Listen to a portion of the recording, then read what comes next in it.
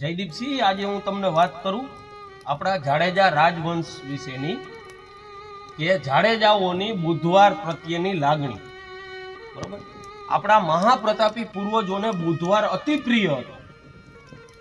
એનું કારણ એ હતું કે જ્યારે ભગવાન શ્રી કૃષ્ણ આ ધરતી ઉપર આવવાના હતા ને, ત્યારે ચંદ્રદેવ સ્વયં ભગવાન વિષ્ણુ પાસે ગયા હતા અને ત્યાં જઈને પ્રાર્થના કરી, પ્રભુ આપે જ્યારે સૂર્યવંશની અંદર જન્મ ધારણ કર્યો ને, ત્યારે આપે દિવસે જન્મ ધારણ કર્યો. કારણ કે સૂર્યના કિરણો, સૂર્યનો પ્રભાવ એ ધરતી ઉપર દિવસનો હોય. પ્રભુ, તો હવે તમે મારા ચંદ્રવંશમાં જન્મ ધારણ કરવાના છો, તો મારી આપને પ્રાર્થના છે કે આજ આપ રાત્રિના સમયે જન્મ ધારણ કરજો, જેથી કરીને મારો પ્રભાવ આ પૃથ્વીની ઉપર હોય. ભગવાન વિષ્ણુએ પ્રસ્તાવ એનો માન્ય રાખ્યો અને બીજો પ્રસ્તાવ ચંદ્રદેવે એ મૂક્યો કે સાથે સાથે પ્રભુ આપ જ્યારે મારા પુત્રો એટલે કે બુધ, એના વંશજો છીએ આપણે જાડેજા, બુધના પ્રભાવમાં આવીને જન્મ ધારણ કરજો, જેને આપણે બુધવાર કહીએ છીએ.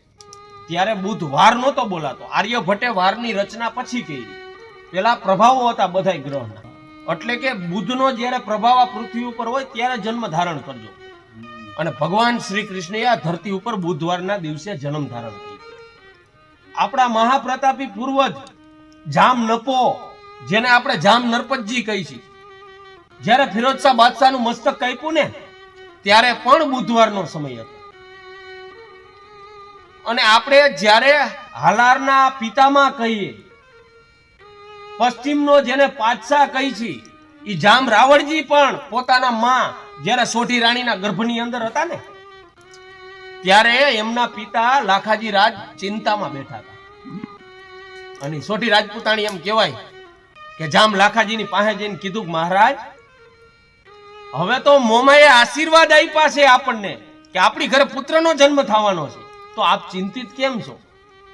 અને ત્યારે એ જામ લાખાજીએ કીધું તું, મહારાણી ચિંતા મને એટલા માટે છે કે મારો દાડો ભગવાન કૃષ્ણ આ ધરતીની ઉપર જ્યારે બુધવારે આવ્યો હતો ને, તો હું પણ એવી ઈચ્છા વ્યક્ત કરું છું કે મારો આ પુત્ર પણ પૃથ્વી ઉપર બુધવારના સમયે આવે. વાહ વાહ, હે આવો કયો ઇતિહાસ છે?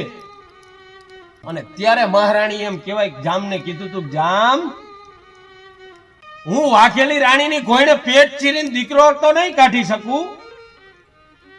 ફૂલજામના પત્ની વાઘેલી રાણીએ ક્રોધમાં આવીને કટાર મારીને પેટમાં પુત્ર કાઢીને ફૂલજામને હાથમાં દઈ દીધો.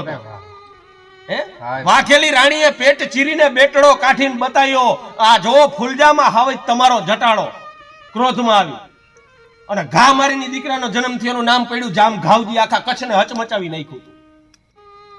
કેવું વાઘેલી રાણીની ઘોડે પેટ ચીરવાની વાત નથી, પણ મહારાજ હું તમને વચન આપું છું, બુધવાર સિવાય હું આ મારા પુત્રને ધરતી ઉપર નહીં આવવા દઉં. હે અને 2 દિવસની પીડા સહન કરી હતી અને બુધવારના દિવસે રામનવમીના દિવસે એનો જન્મ થયો, એનું નામ પડ્યું જામ રાવળજી. 14 અને 94 ઘર કચ લાખા ધામ, જે દિવસ રામો જન્મ્યો એ દિવસ રાવણ જામ. વાહ વાહ. હે અને આખા અને એમ કહેવાય કે આખા વિસ્તારની અંદર હાહાકાર મચી ગયો તો, આવ્યો માંડ્યું તું થાવા ભાઈઓ, હાકરું વેચાવીને એ સમયની અંદર. અને ઈ જામ રાવળજી જ્યારે જામનગર રાજ્યની સ્થાપના કરવાના હતા ને, કે નાગના બંદર ઉપર હું નવા શહેરનું નિર્માણ કરું છું, એનું મુહૂર્ત કાઢો. અને આપણા રાજ બ્રાહ્મણોએ, આપણા વીરવર પંડિતોએ ત્યારે બુધવારનો સમય નક્કી કર્યો. મહારાજ આપના મહાપ્રતાપી પૂર્વજોએ ઘણા કાર્યો બુધવારના દિવસે સારા કર્યા છે, અને જામ રાજવંશ ઉપર તો એમ કહેવાય બુધવાર અતિ પ્રિય છે, લકી છે બુધવાર. અને જામનગર રાજ્યની સ્થાપના પણ બુધવારે થઈ હતી. અને જ્યારે આપણે ક્યાંક જાતા હોય ને આપણને એમ કે આજ બુધવાર છે, આજ ન જવાય, ત્યારે આપણને બહુ દુઃખ થાય. કારણ કે બુધ એ તો આપણા મહાપૂર્વજો, આપણા મહાપ્રતાપી પૂર્વજ હતા. ભગવાન શ્રી કૃષ્ણ પોતે સ્વયં આ ધરતી ઉપર બુધવારના સમયે આવ્યા. હા જામ સાહેબ.